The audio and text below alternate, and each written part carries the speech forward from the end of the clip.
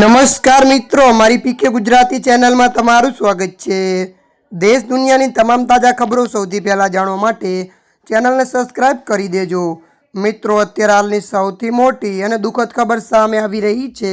જી હા મિત્રો, આપને જણાવી દઈએ કે ગાઝા પર ફરી ભયાનક હુમલો, 93ના મોત।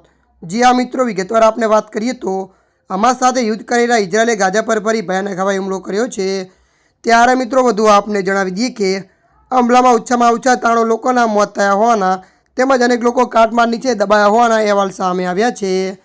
ત્યારે મિત્રો મળતી માહિતી અનુસાર વધુ આપને એ પણ જણાવી દઈએ કે મીડિયા રિપોર્ટ મુજબ એક પત્રકારે ઇન્ડોનેશિયન હોસ્પિટલમાં 93 મૃતદેહોની ગણતરી થઈ હોવાની પુષ્ટિ કરી છે।